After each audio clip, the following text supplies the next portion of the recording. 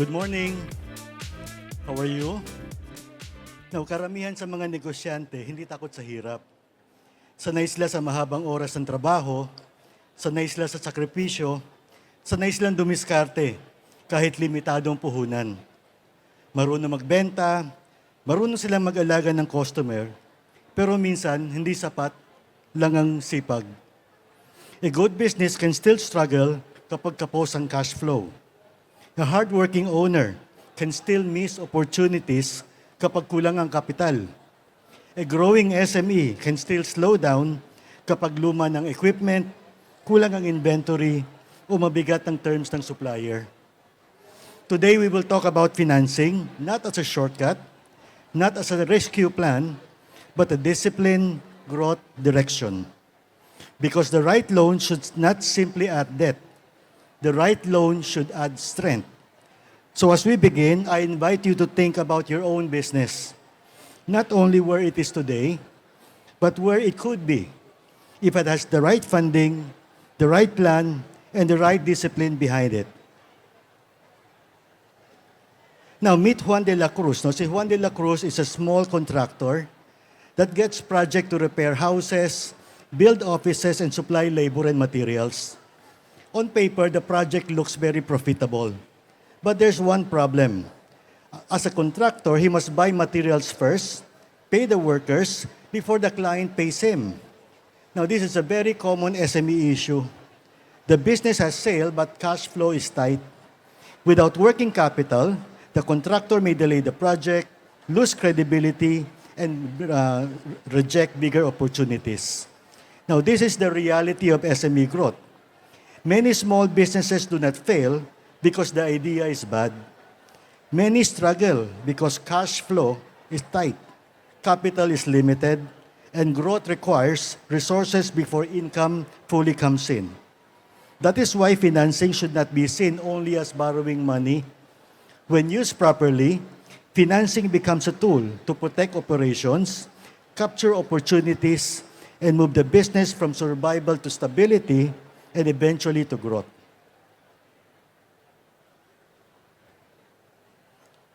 Now, while there are no single, national 5-year survival rate para sa ating mga SME, do you know that available evidence shows that the first 5 years in any startup SME is the most critical? Regional Philippine data shows a very high drop-off in renewals. Diba, every year, pag nag-apply tayo ng negosyo, we apply for permits, no? Napapansin ng ating mga DTI regional offices that after the second, third, fourth, and even the 5th year, bumabagsak yung renewal. Now, international benchmark shows that roughly half of new businesses do not make it past 5 years. So before we talk about how SME could grow, we must first understand why many of them fail. Because many businesses do not fail because the owner is lazy. Many do not fail because the product is bad. Many do not fail because the dream is wrong. Many fail because the business foundation is weak. A business may have good products, hardworking owners, and loyal customer, but if cash flow, market understanding, financial discipline, sales strategy, and systems are weak, the business becomes vulnerable. Now, one of the main reasons why a lot of SMEs fail is weak cash flow and lack of working capital. Now, for many SMEs, sales may be happening, but cash is not always available when needed. The business may have customers, but collections may be delayed. The store may be selling, but inventory cannot be replenished on time. The owner may be earning, but rent, salary, supplier, utilities, and daily expenses come faster than the cash inflow. Now, this is why working capital is critical. In business, we agree that profit is important, but for an SME, cash flow is what will keep the business alive. Now, why is it very important to talk about financing? Because financing should not be used to cover a weak business model blindly. The right loan should help solve the right problem. For example, ang problema is cash flow. A loan should be what?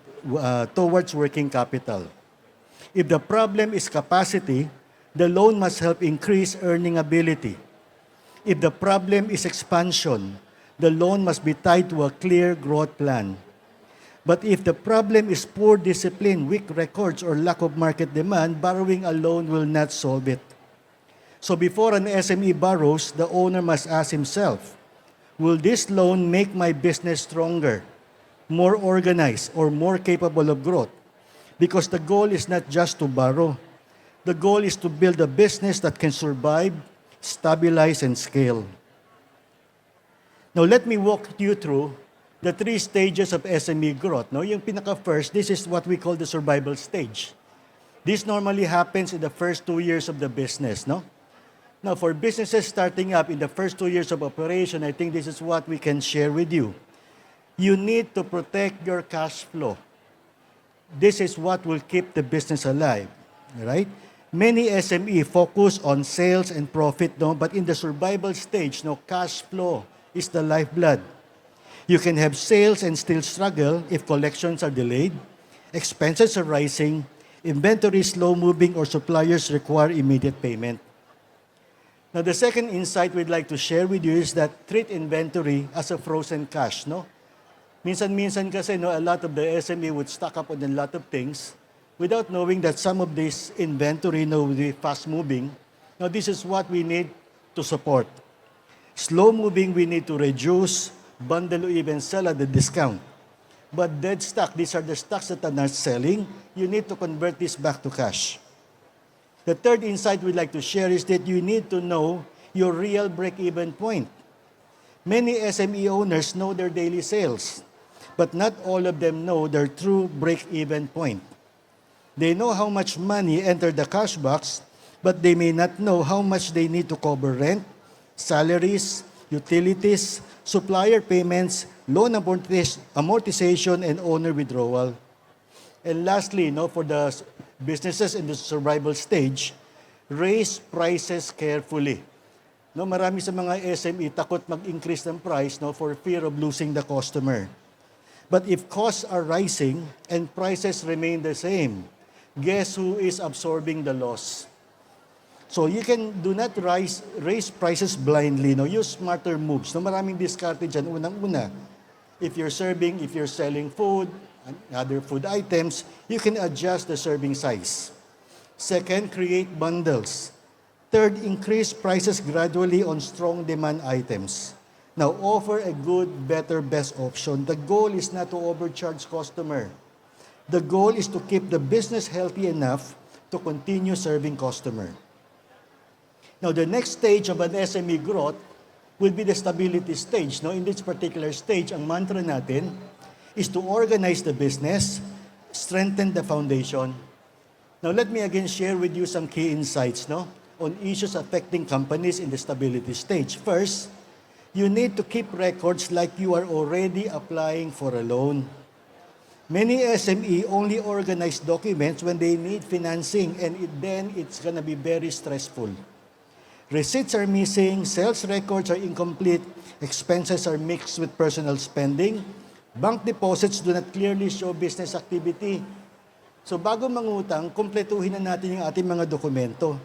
Now, even if you're not borrowing today, keep records as if you will borrow tomorrow. Now, what are the important records that you need to keep? You need to keep records of your sales, expenses, inventory, receivables, payables, bank deposit, and owner's withdrawal.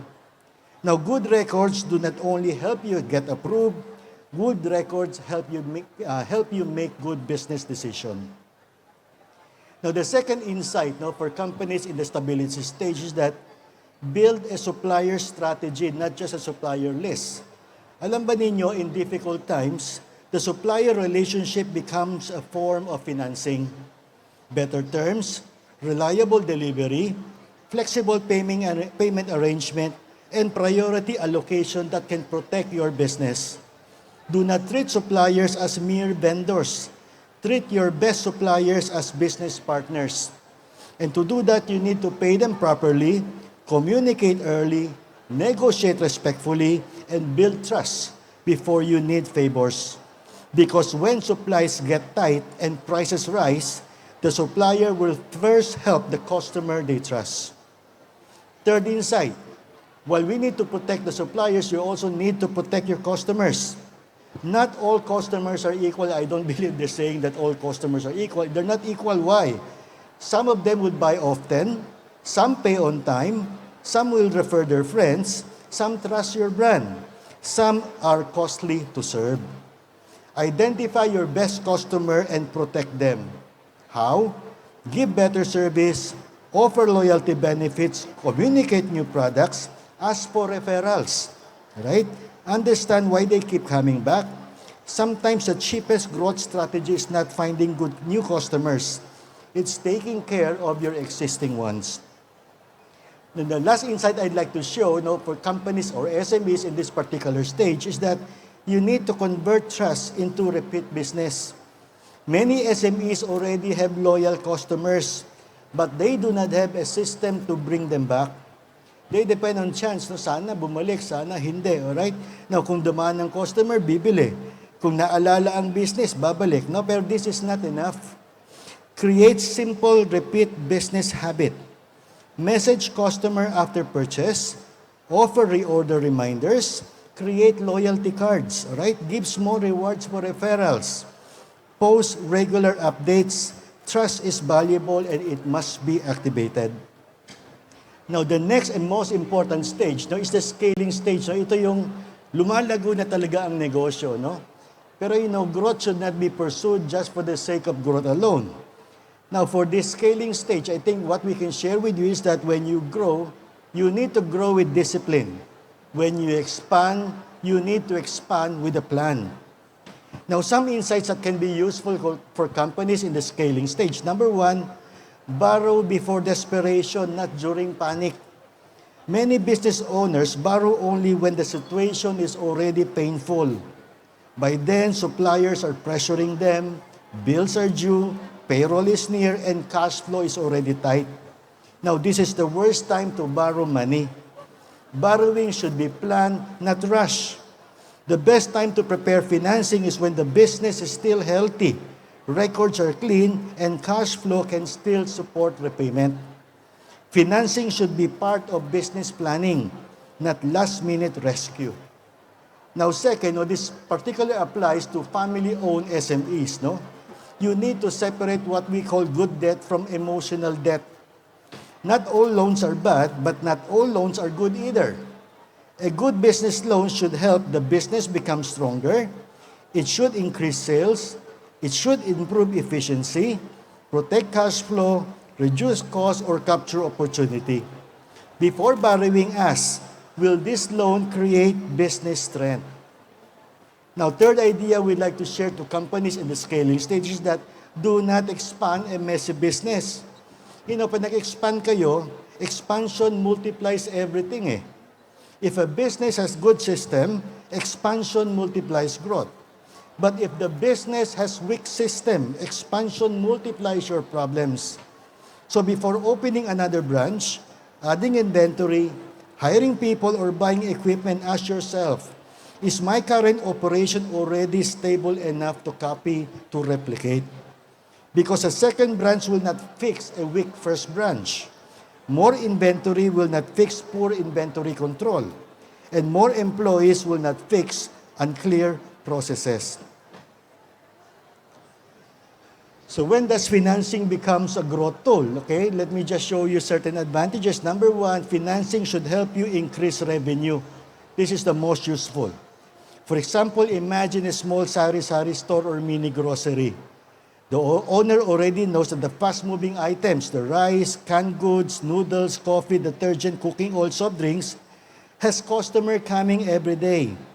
But sometimes the store runs out of inventory. So when a customer asks, meron pa bang noodle? Ang sagot mo, wala na, what happened? You lose one customer. In that situation, a loan may be used to buy more fast-moving inventory that can help increase revenue. The problem now here is not the lack of customers. The problem is your lack of stock. Second, improve efficiency. The second way financing can become a growth tool is when it helps the business work faster, reduce waste, and serve customers better. Sometimes the business is already earning, but the process is slow. Manual pa yung trabaho, luma na equipment, mabagal ang production, maraming pagkakataon na hindi tinatanggap. In this case, financing can help you. Why? How? Buy new equipment, tools, and systems that can improve productivity. So let me just walk you through 5 key questions you need to ask yourself if you're considering some financing help. Number 1, how to know if your business is ready to borrow. Number 1 is that you need to have a clear purpose of the loan. Second, will the loan generate new cash flow? Right? Third, can the business afford the monthly payment? Fourth, is the business record organized? And lastly, what is the repayment plan? All right? Now, as I close, let me bring everything back together, all right, to one simple truth. SME growth does not happen by accident. It happens in stages. First, the business must survive. Then, the business must become stable. And when the foundation is ready, the business can now scale. But in every stage, one thing is clear: financing is automatically not about debt. A loan becomes dangerous when it is used without purpose, without record, without cash flow discipline, and without repayment plan. But when financing is used wisely, it becomes more than borrowed money. It becomes what we call borrowed capacity. Capacity to protect operation, capacity to improve system, capacity to improve inventory, capacity to serve more customers, capacity to accept bigger opportunities, capacity to move the business forward. Now, this is why every SME owner borrows. The question should be, after the loan is used, how will my business become stronger? Because a good loan should not simply add obligation. It should add discipline, it should add capability, and it should add direction, no? Now, to end, I would like to end with siguro an apology. Pag nakita ni Steve Jobs yung presentation ko, so many words inside, papagalitan ako. I'm sure a lot of the ideas that we shared would be quite useful to you. So what we did, we created an ebook which you can download for free. All right? Just scan the QR code and we will send you the download link. All right? Maraming salamat po.